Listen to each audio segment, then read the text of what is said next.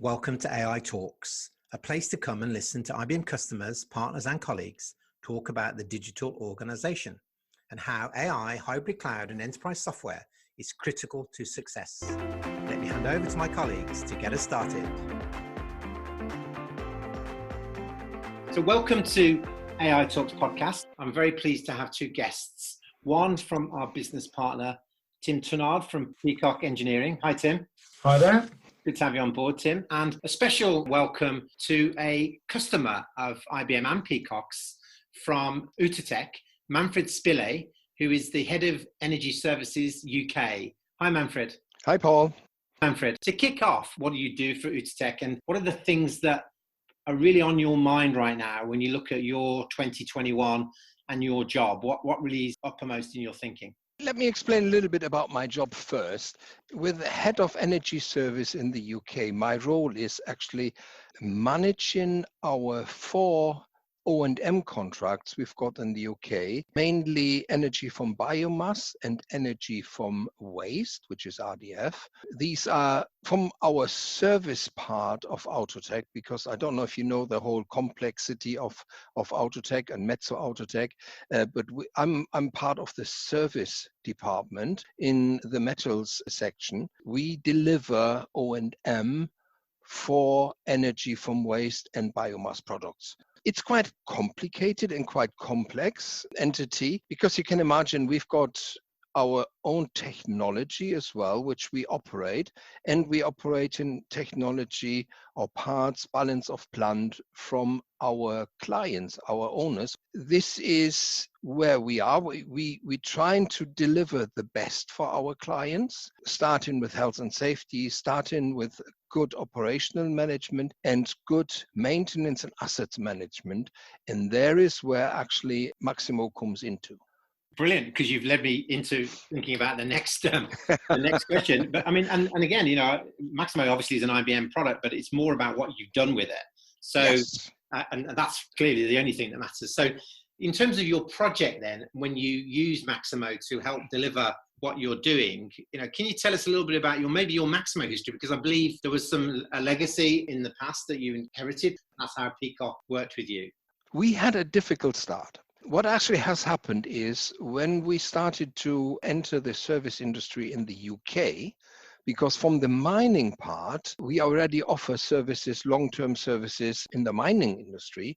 When it came to energy from waste or biomass from waste, we did have actually fairly little experience. Our partners in Finland have set up Maximo for us in the UK with the knowledge of the mining industry. And that goes far away from that what we actually expected to have in the energy from waste industry. When I started, I have actually realized a disconnect between those two. We have really identified, with the help of Peacock, have identified that there is a gap, that there is a lot more we can do. And we therefore have asked Peacock to support us in bringing Maximo into the UK and into our O&M energy from waste business to support us a lot better than it was done before.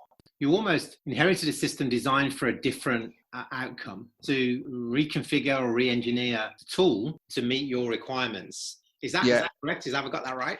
That is correct. I will give you an example. What it actually is if you manage an asset and you have, for instance, a PM and your job card identifies that you have to look into the O&M manual, that's a way of doing it. If you're in the mining industry, your O&M manual is very explicit, very clear, very detailed. When it comes to our industry, unfortunately, it's the way it's gone over the years, is that the O&M manuals are not necessarily correct in everything. They give you an overview what you can do, but with your maintenance team, you would have to identify it in detail and make corrections on that. The system was set up for the mining industry with that link towards the O&M manuals, which of course didn't help us very much because they were not that good. So therefore, identifying that and identifying what the job card should look like, or the job plan should look like. With that information, we actually identified that we need to further, at first, migrate it into the UK, so therefore disconnect from our friends in Finland, manage our own journey in Maximo, with the help of Peacock to have the shortest possible way to our end target. Manfred, why Peacock? What was the trigger reason behind Peacock as your partner on this? Well, we of course went out to the market and we asked around, and what we found is that Peacock had some specialists and also managing some of the energy from waste projects, which for us is the key, because we needed that extra bit of knowledge to support us and showing us the way. Because it's not always easy to be honest. If you're looking at a maintenance project or a maintenance in a project, you actually need to know how Maximo can help you to manage this. And that is where Peacock came in. Tim, what sort of things that stand out in your mind about how you understood Manfred's world? Because even though you have the depth of experience across Maximo, you can only really understand a customer's problems when you spend a lot of time with them. So, can you talk a little bit about maybe how you went about that? Yes, of course. Yeah, when we get approached by a client, we never sort of make any assumptions around what their requirements might be. We always, despite maybe having some sort of detailed scope in writing, for example, we always like to sort of spend as much time as possible in the sales process, just really engaging with the clients. And in this particular case with Outotek, we had several initial workshops where we just went through a series of questions, really understood what the current situation was in regard to their current use of Maximo and where they wanted to get to on their journey. As a result of those workshops, we put together a series of recommendations in terms of how they could move forward with the Maximo solution and some elements of best practice or our experience around best practice for their particular industry. And then on the back of those recommendations, we got to the point of those being agreed with Manfred and his team. We're then in a position to put forward our proposal, for the implementation as the first step on the journey, and with a view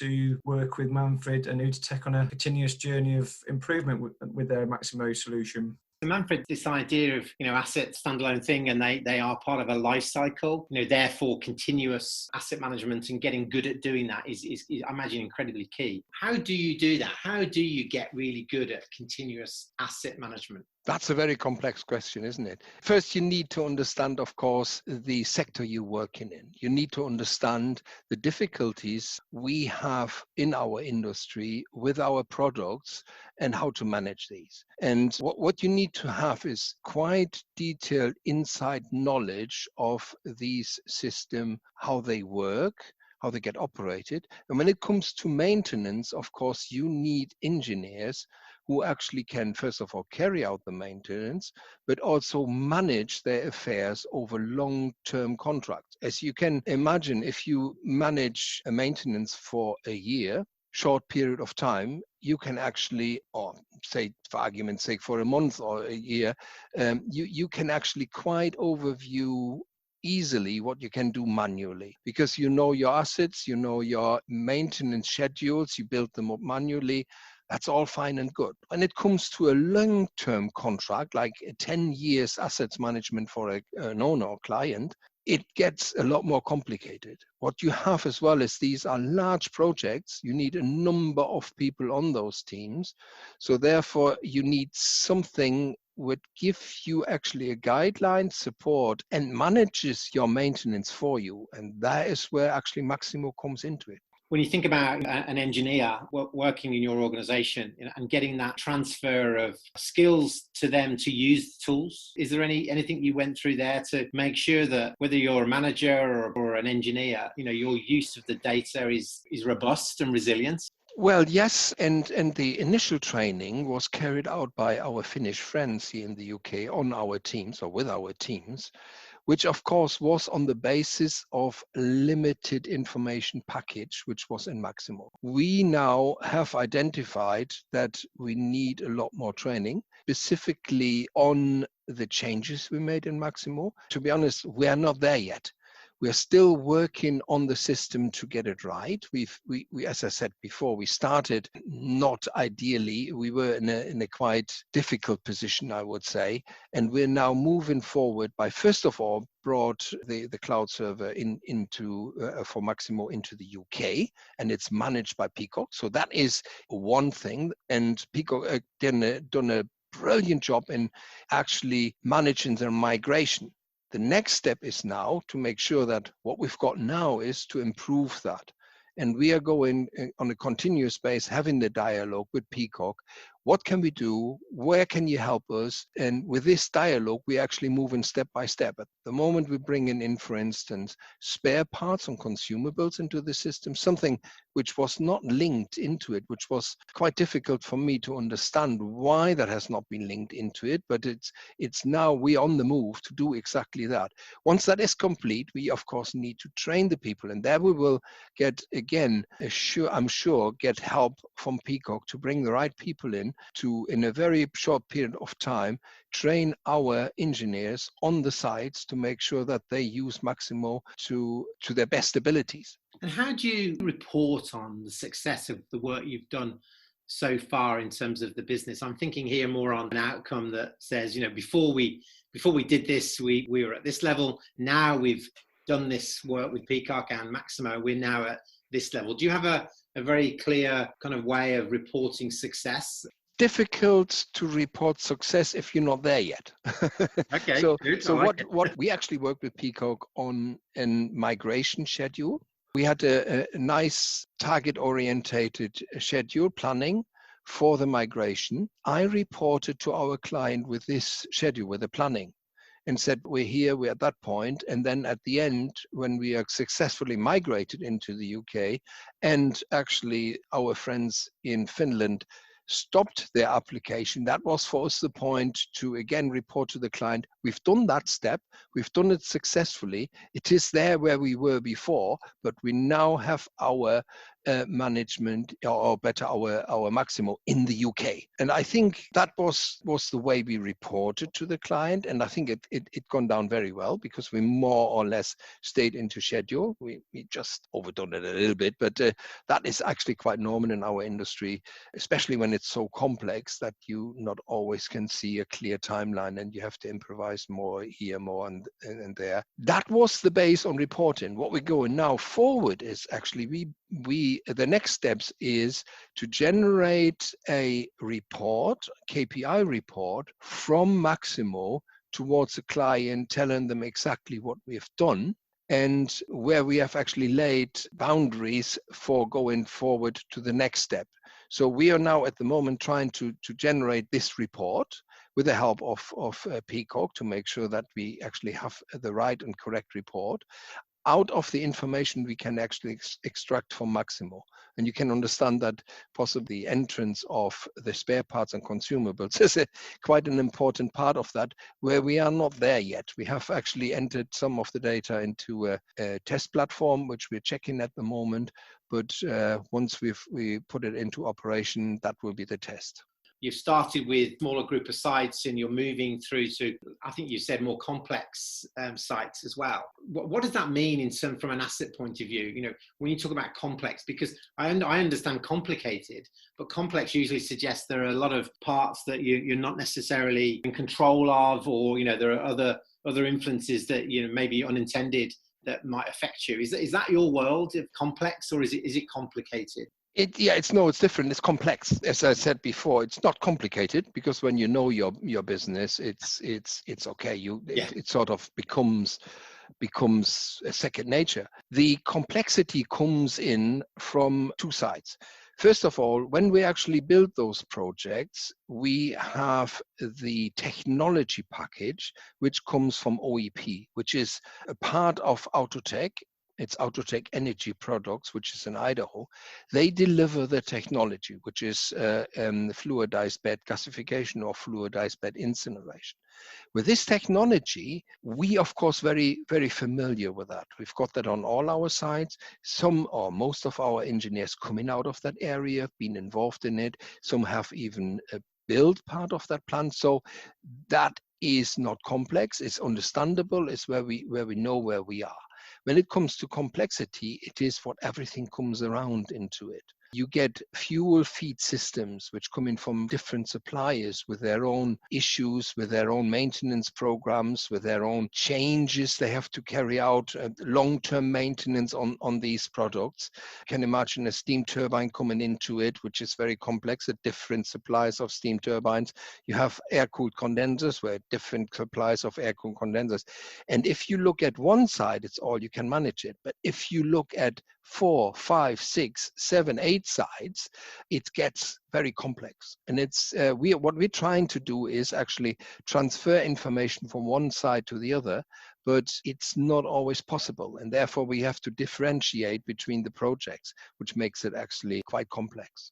And what about obsolescence? You touched on spare parts inventory. You've also touched on complexity of lots of factors to consider. So obsolescence, especially I imagine in a world where some of these assets are in situ for probably decades, possibly. Our plants have a projected lifetime of 25 years. You can imagine better you do your maintenance in the first year or in the first 10 years, the better is the life expectancy of the plant, which is of course a straight payback for our clients if the plants stay in good order, in good work, in workmanship for longer. So if it's projected for 25 years and they can operate it for 30 years, you can imagine that there is a huge amount of turnover against that initial financial plan. And that is where we actually coming from.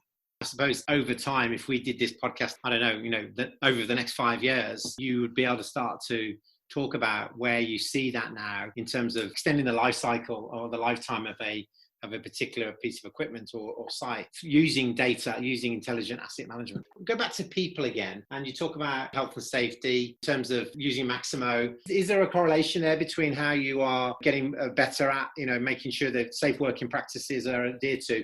And are you using Maximo for anything in that area, or are you doing something different? We actually, at the moment, use something different. What we have actually generated is our own safety rules and regulations for these sites, but of course, all over covering as a 4-site management system, especially when it comes to working permits and working on site during shutdowns, working with PMs, working preventive maintenance packages and and corrective maintenance.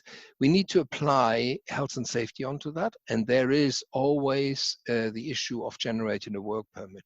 We actually planning to bring this aspect of the maintenance works into Maximo, because what I can see, there's a direct link between the work you have to carry out and the health and safety you have to apply for it. And with Maximo, it's actually possible to connect these two together and give us an online work permit system. And that is very important for me. I know that on a previous podcast, we had one of our clients who uses Maximo, and they run wind farms out on the Thames Estuary. To her, Maximo was not just managing the wind turbine as an asset, which was complex already, but also the scheduling of the ships, the crews, the tools, everything that she needed, because when they're going out to a turbine, it's expensive, was all being moved into this kind of single view through Maximo. So I think that it feels like you're kind of on the same sort of direction as her. Yeah, I will give you an example. For instance, if you have a PM, which is the preventive maintenance setup, you get a work order. And if you have a work order, do a job, look at the pump and see if the oil level is okay. That's all fine and good. But if you go to that pump and then realize that you need a scaffold, that you need a special tool, that you need possibly a second person, and it takes you longer than 10 minutes, if that information would be there in the first place, you can plan your job a lot better. You can also, over the whole day of maintenance, you can actually plan the setup of your teams and the people you use for this maintenance a lot easier. That is where we use in Maximo in the first instance, and very effectively by having the job plan set up correctly, having all the information in the job plan. When you actually then create a work order, you have a full set of information. You are fully prepared when you carry out your PM. This saves time. So therefore, it's a very effective way of managing your maintenance. In all of that, you've got first time fix, all the efficiency gains, and logically that will then be experienced by your customers and then an improvement for an outcomes. In terms of the traditional ways of managing assets, very time-based in terms of, we always check every number of days, and we have that scheduled, and we do it regardless. To more predictive ways, have you got any examples of where you are using Maximo to give you more predictive reporting, therefore reducing your costs because you're not using so much labor and effort? Yeah, we have examples, of course, where we have identified that on the time-based asset management or time-based maintenance, we have found that when we apply a risk to it or risk management to it, that we can actually sometimes half or even quarter our input or our maintenance and having the same risk level to the asset, which of course makes it very much cost effective. Also for us, we can actually use the time for other more intensive work, because if you can imagine if you need a 1 man hour every 4 days for something, and you can actually apply on a risk-based management 1 person for 1 hour every 8 days. That actually halves your input on man hours on this asset and reducing cost for the client as well. I think just we've alluded to how some of the sites, or when you look at the organisation sort of in a whole, there's some complexity there. I think one thing that's sort of been a theme through the implementation is how Outotek are using their asset data and their asset sort of management approach at the sort of the initial sites as the basis of their asset management approach, data management at the more complex sites, but then that leads on to when new sites are coming on board. So that they're getting the foundations in place, which then can be rolled out from a form of best practice to the more complicated assets and sites, and then use that as the basis to commission new sites and get the data right from the very outset. I think that's always a challenge when it comes to commissioning, that often if you don't know what format or how you need the data to be provided, you just get given data. Data is not necessarily, it's not giving you what you need, it's not rich enough in its information. So the whole migration and establishment of Maximo with ourselves has given Outotek the opportunity to really get the setup and the foundations right for future expansion. Yeah, you're absolutely correct. I mean, what happened is when we looked at our Maximo with your team and sort of analyzed what we've actually got, it sort of helped us to see what we can do and what we need to do. That was one of the opening doors for us, because if we were looking at we did actually look at our basic system at the beginning, everybody said, well, it's working, it's okay. But when we actually started to look in possibilities, what we can do with the system, even so people do have some knowledge on Maximo, but it sometimes sort of is forgotten what you can do with it. And with this gap analysis we've done, that was so helpful to sort of set out the way into the new future. Because what we will do here is, as I said, we're a relatively young business in the UK when it comes to O&M. We had a difficult start due to some of the projects being extended in their commissioning phase, which is for us a mobilization phase. And we have only now entered some of the service periods on some of our projects. So we actually now fully manage in O&M. So we're actually quite a young organization. Therefore, it is actually good to have now this support right early to see what you can do. And what we will do is, because we have gone out onto the market, we are looking at now a number of new projects for O&M, more complex projects with different technologies as well. We now have set up some managers which will implement Maximo right at the beginning. And you can imagine if you bring in Maximo and asset information during the commissioning phase or very early in the commissioning phase, just after the construction phase, you have a far better overview of what you actually got and what you actually need. You have a lot more information of your asset, because most of the times the commissioning period is totally fallen away.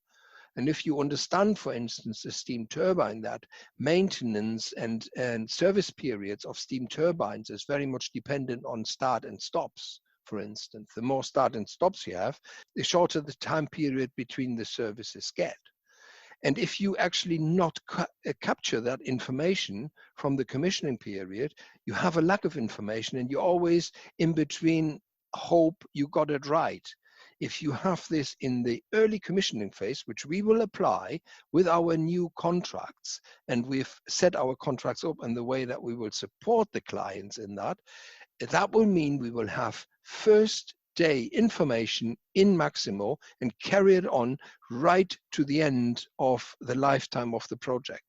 I think that is something which is very unique. I don't know how much that has been done or how often that has been done. That is something I can see as very beneficial.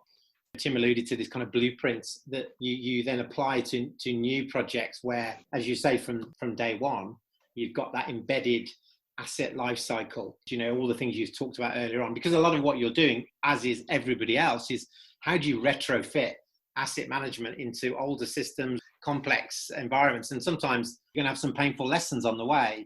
Yeah. But when you can start embedding it as part of something new, which I know is why some industries have been very good at this, but other industries are catching up. So Manfred, listen, thank you so much. It's been great. I just want to ask you this last question I always try and ask people when they come on, because it's all about delivering outcome. That's the only reason we do it. Using Maximo and working with Peacock, what has that allowed you to stop doing that was probably a problem for you? It actually allows me to stop educated guesses. Because what it actually is maintenance is an educated guess. You understand your asset you've got, and you, with the information from your supplier, you guess and put a maintenance program together. With Maximo, with actually putting this information into a clear management dialogue, that means we get in actually information from Maximo. You have to do this now. We're taking the guesswork out of it. It gets actually defined.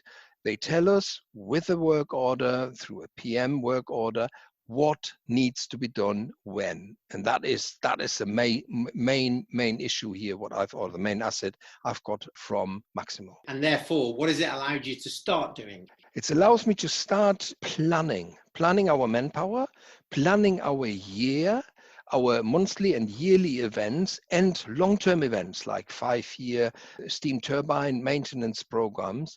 And also it helps me to manage my service contracts, which I have with third parties, by finding a right time when these service contracts have to be applied and the service is ordered, and the management of these, which actually comes out of Maximo, because there's certain delays you can actually put in if you have lead times for service contract. These kinds of information helps me to manage it, and we don't need to make educated guesses anymore or work manually on these events, because if you work manually, you could make mistakes. And if it's already in Maximo, a framework is in there, it helps you to manage your affairs. And finally, what do you think in the future it's going to allow you to do better? I'm thinking that we will be better for our next projects. Absolutely, because we will set it up right from the start. We will look into setting ourselves up with Maximo in mind, with the information we can actually generate from Maximo or with Maximo, and therefore setting our teams correctly. Our whole management approach on those new contracts will be so much better with knowing what we can do and should do with Maximo. Manfred, thank you so much. That's a perfect ending to the podcast. I really do appreciate your time in giving us an insight into Outotek, your world, and how you are using Maximo to achieve a lot of the things you've talked about and you aspire to do. So thank you very much. You're very welcome. And Tim, thank you for your support as our great business partner at Peacock Engineering. Thank you. Yeah, it's been a pleasure. Thank you, Paul. And to the people listening to AiTalks Podcast, hope you've enjoyed it. Please tell others and have a good day.